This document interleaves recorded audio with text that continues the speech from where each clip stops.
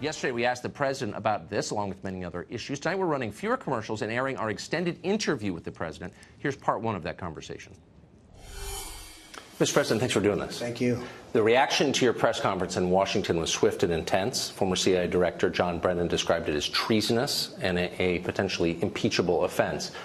Why the push toward conflict with Russia in Washington on both sides?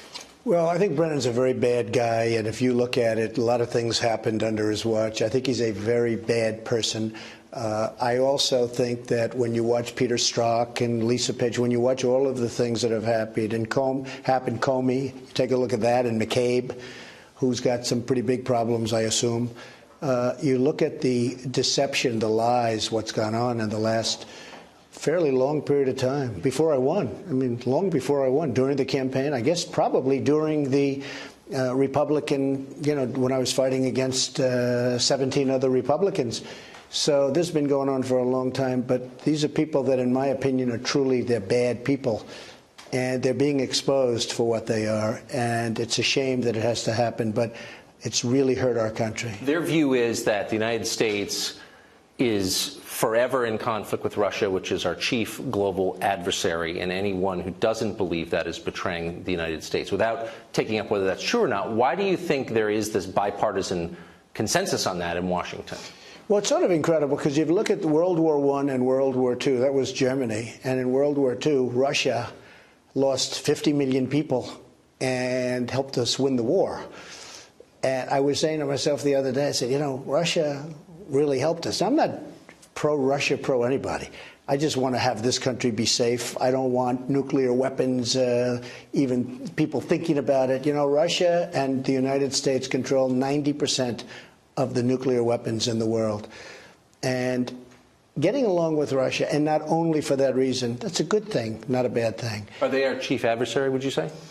Well, they're a strong military, but their economy is much smaller, as you know, than China. And I don't want to even use the word adversary. We can all work together. We can do great. Everybody can do well, and we can live in peace.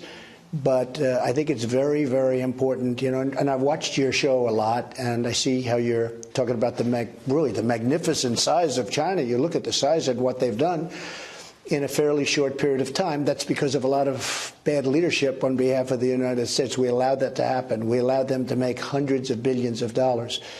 And right now, as you see, and you probably have noticed, that things are happening. We have to bring it more into line. We have to level the playing field between the United States and China. And we've increased our net worth. We've increased our worth by more than $7 trillion since the election. And we're about twice the size of China, our economy. But China still is a massive economy. They have the second biggest by far. So NATO was created chiefly to prevent the Russians from invading Western Europe. I think you don't believe Western Europe's at risk of being invaded by Russia right now. So what is the purpose of NATO right now? Well, that was the purpose. And right? It's okay. It's fine. But they have to pay. And they weren't paying. And other presidents went and they'd make a speech and then they'd leave and nothing would happen. And, the fact that they didn't pay is not, new. It's not a new fact. This is something that people have known for a long time. Other countries were delinquent. In the real estate business, we use the word delinquent. They didn't pay. They didn't pay for past. So I went there 3-4 days ago and I said, folks, you got to pay. Because we're not going to pay from 70 to 90, and I think 90 is really the right, depending on the way you define it, 90%. We're not going to pay 90% of the cost to defend Europe. And on top of that, the European Union kills us on trade. We lost $151 billion last year on trade. They don't take our product. They don't take our farmers' beautiful goods. They don't take our cars. And if they do, the rate of tax is many times what we would charge them. We only charge them 2.5%. Their tariff is very substantially higher. I mean, in the case of China, we charge 2.5% when they send a car, and when we send a car into China, they charge us 25%.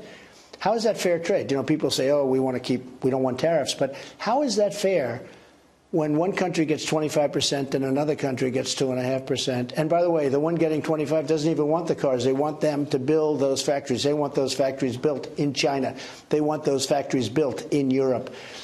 So now we're doing things that have never been done before in this country, and you see what's going on. It's been very pleasant to watch. Membership in NATO obligates the members to defend any other member that's attacked. So let's say Montenegro, which joined last year, is attacked. Right. Why should my son go to Montenegro to defend it from attack? Why is that? I understand what you're saying. I've asked the same question. You know, Montenegro is a tiny country with very strong people. Yeah, I'm not against Montenegro or Albania. No, by the way, they're very strong people. They're very aggressive people. They may get aggressive, and congratulations, you're in World War III. Now, I understand that, but that's the way it was set up. Don't forget, I just got here a little more than a year and a half ago. Right. But I took over the conversation 3 or 4 days ago, and I said, you have to pay. You have to pay. And the Secretary General said that because of President Trump, last year we had an additional $44 billion, with a B, billion dollars raised for NATO. And this year it's going to be much more than that. And the countries all agreed. It was very unfair. They weren't paying. So we're not only are we paying for most of it, but they weren't even paying, and we're protecting them. Add that to your little equation on Montenegro. As you traveled around Europe and looked at Europe over the years, can you think of a place that has been improved by mass immigration or the movements of large numbers of refugees? Not one. Not one. And in fact, one of my big things, and some people were insulted. I'll tell you, a year ago they would have been totally insulted. Now maybe there could have been a couple out of all of those countries. I said the immigration policies in Europe are a disaster. You're destroying Europe. You're destroying the culture of Europe. The crime is up in those areas, and you better do something. I tell them that. I say, look, it's not me. It's not anything. You just look at the numbers. The numbers speak. But the culture is changing rapidly, and the crime rate is changing more than rapidly. You better do something. I told them that. What are the lessons for us watching that? Well, we have to be very strong on the border. Now, we're much stronger than we ever were on the border, and our numbers are much lower, but still, we're getting the wall. We're putting in for about $5 billion. We've already started the wall, $1.6 billion. It started in San Diego, California. It's almost completed in that area. And by the way, the people were really asking for it. You know, it's interesting. They probably go down as, oh, we don't want the wall. But when it came to their backyard, they wanted that wall, and they wanted it up fast. But we've started the wall. We are going to continue with the wall. It's so necessary. But we have to have strong immigration policies. Our laws are so bad, Tucker. Somebody comes in, and they step on our land, and now we end up with a court case that takes 7 years, but the people never show up to court. It's so bad, and we have to do something about it. Like, if they come into our land, we have to say, I'm sorry, you have to leave. Not, I'm sorry, please come to court. We're going to put you in court. You'll come back in 3 years for your trial, and then they never show up. That's what's happening now. It's crazy. Why do you think so many political and cultural leaders in the United States disagree with you and are making the case that borders are themselves immoral? It's incredible. I mean, the Democrats are for open borders, which means crime. It's not a question of, like, you know, what do you think it means? Open borders means crime. And you look at MS-13 is pouring in, and we stop them better than anybody else could. But when they get through, and then we send ICE, because ICE is tougher than they are. And now I understand there's a big move to try and get rid of ICE. But MS-13, these are tough, vicious people. They don't like guns. They like using knives better because it's more painful. These are vicious people, and you know the story. You cover it plenty. And ICE goes in and they get them out. They get them out. They put them in jail, or they throw them out of the country, and they don't even think about it. And now there's a move on to get rid of ICE because ICE is tough. If you don't have tough people doing that job, you're going to have crime like you've never seen it. So it is incredible. The Democrats want open borders, which is basically saying we want open borders, we want crime. Why do you think they want that? Maybe it's a political philosophy that they grew up with. Maybe they learned it at school. Maybe they're fools. I don't know. Now, the second half of our interview from Helsinki with the president, he had a lot to say about the Mueller indictments. Very interesting exchange on Angela Merkel, whether she or Vladimir Putin is a better leader for their people, and more. Here it is. You spoke with the Russian president about the hacking of the DNC servers. Those indictments were announced just a couple of days before you left on your European swing. What do you think of the timing of those indictments? Well, I don't think of the timing as much as I think of other timing. Barack Obama was president. I wasn't president when this happened. Barack Obama was the president of the United States when all of this was when I was getting elected. So I was being elected, and I assumed this stuff all took place in that area or before. And he was president, and they informed him of it, and he did nothing. And then after I won, see, he thought Hillary was going to win. After I won, he said, oh, this is a big deal. Well, it wasn't a big deal as long as she won. So it's a disgrace. And frankly, it's a disgrace what's happening to our country. Would it be possible for you to direct the Department of Justice, FBI, to take possession of the server and have, assuming no government investigator has looked at it, which seems to be the case right now, and get to the bottom of it? So, as I've told you, and the answer is absolutely, it is possible, and maybe at some point it'll be done. But I've wanted to stay out. My Department of Justice is the one branch, the one group that I'm very little involved in, same with the FBI. Am I disappointed that they're not looking at all of the crooked things taking place on the other side? Like the Pakistani man who left with these 3 servers, knew everything about Schultz, knew everything. Debbie Wasserman Schultz. And I think he had 3 servers. I believe they even have them, and they don't want to use them. Or the DNC, where the server was never taken by the FBI. They went in there, and Podesta or somebody threw him out of the office. They said, get out of here. And yet they go after other people like there's no tomorrow. So I have purposely, and you understand that, I spoke to you about it before, as they said, you're winning. Don't get involved, because I don't want to have people accuse me of anything. So I've stayed very much uninvolved. But am I allowed to be involved? Totally.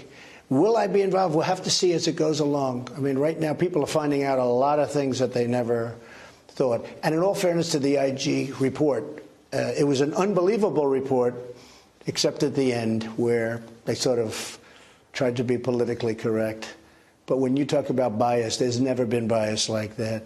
Now, Strzok, on the other hand, was, that was total bias. But that report was a good report, except for the basic conclusion. So finally on Europe. Which wasn't even bad.